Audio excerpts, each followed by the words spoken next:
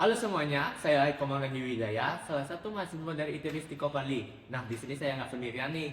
Saya sekarang ditemani oleh dua rekan saya. Yang pertama, Halo, kenalkan nama saya Komar Dewa SSA. Saya biasa dipanggil Mangnik. Saya juga salah satu mahasiswa di ITB Istiqomah Bali. Dan saya Ditutu Jonareno, bisa dipanggil Jona. Saya juga mahasiswa dari ITB Istiqomah. nah kali ini nih kita akan membahas tentang kebijakan pendidikan bahasa di jenjang menengah nih.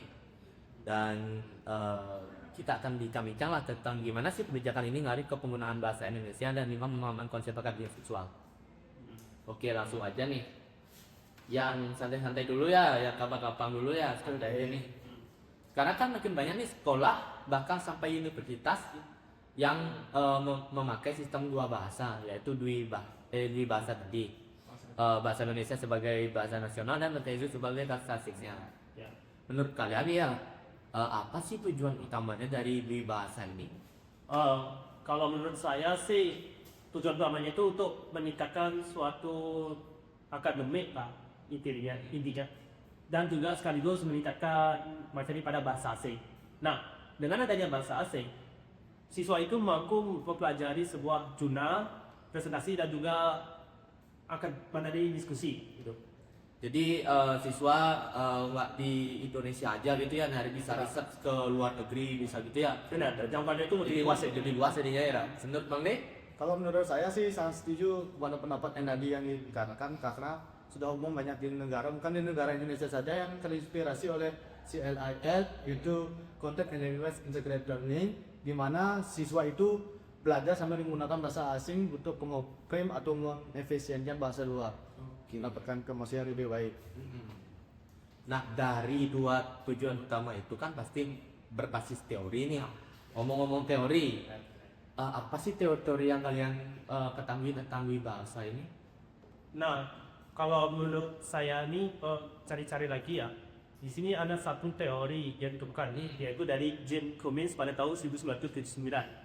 Yang dikatakan itu adalah Threshold Hypothesis dan Common Underlying Proficiency atau COP. Nah, jadi intinya tuh COP itu di mana satu bahasa pertama dan kedua itu saling terhubung dia. Bahasa kedua itu sebagai memperkuat dari bahasa pertamanya jikalau digunakan dengan benar. Oke, jadi ada tahapnya gitu. Benar. Oke. Menurut Bang Nih?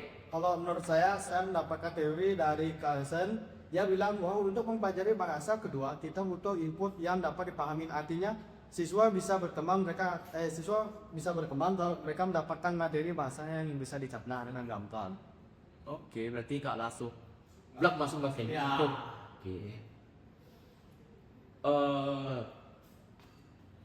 Pasti kan orang-orang tua lama itu kan kalau melihat anaknya belajar nih sekolah pakai bahasa ini, bahasa itu, bahasa ini, bahasa isu, banyak bahasa itu, pasti kan mereka berpikir, wah nanti nggak bisa bahasa Indonesia lagi nih gitu kan.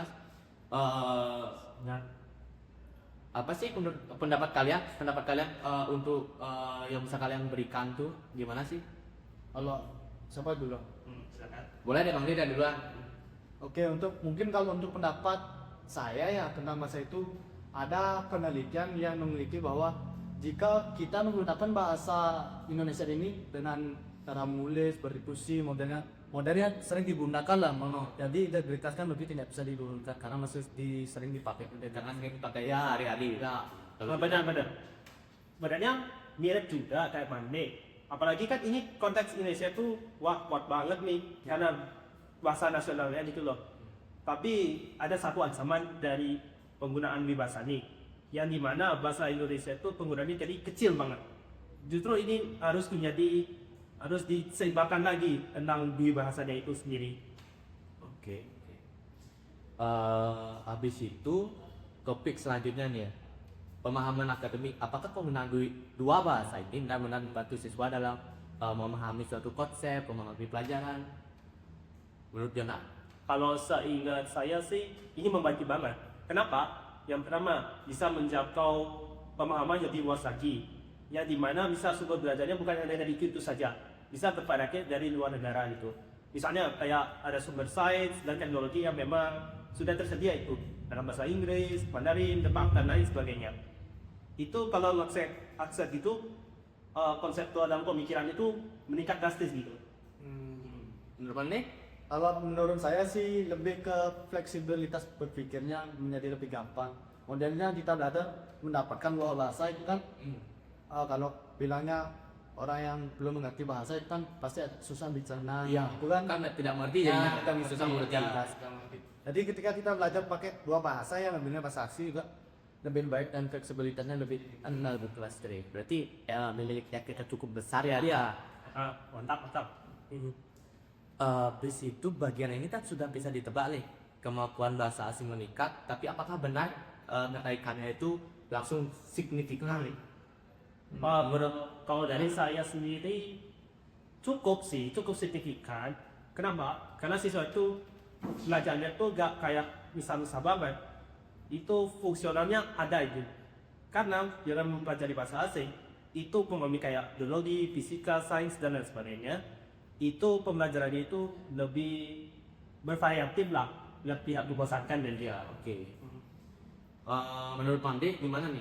Kalau menurut saya sih, kalau siswa yang mencari kode yang bilingual itu pasti otomatis kepercayaan dirinya sudah di level rata-rata lah. Modelnya ketika kita bertemu bule, kepercayaan dirinya untuk ngomong sama bule itu Berani ngomong. Ya, kepercayaan dirinya meningkat. Iya.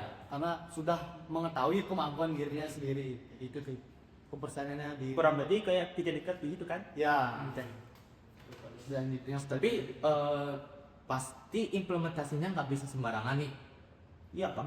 Faktor apa aja yang menentukan keberhasilan kebijakan bilingual menurut Pandi? Menurut saya sih yang faktor paling penting ya faktor dari guru sih sebenarnya.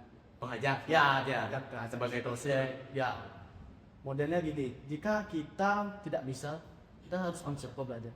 Otomatis kita belajar sama guru kan. Iya. Jadi untuk kemampuan gurunya mungkin diekspor lah untuk bisa mengatasi kita Supaya kita memahami ya, biar bisa mengerti apa yang dibicarakan. Ya, Oke. Menurut Jona? Kalau menurut saya selain guru aja dia yang menjadi faktor, kurikulum pada pembelajaran suatu pendidikan di negara itu juga harus diperbaiki lagi.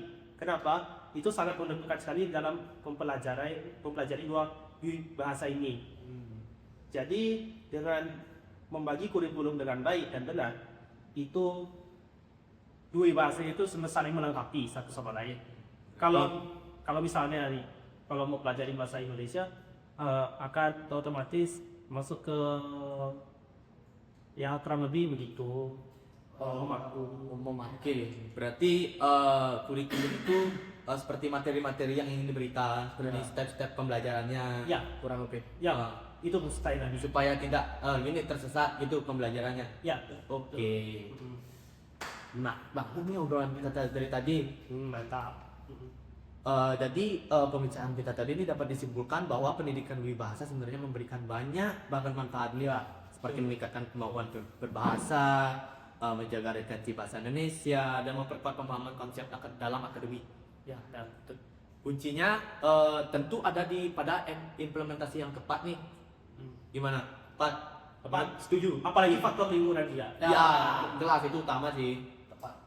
Oke, terima kasih untuk Bang Fir dan Jona. Sekian bincang-bincang kami.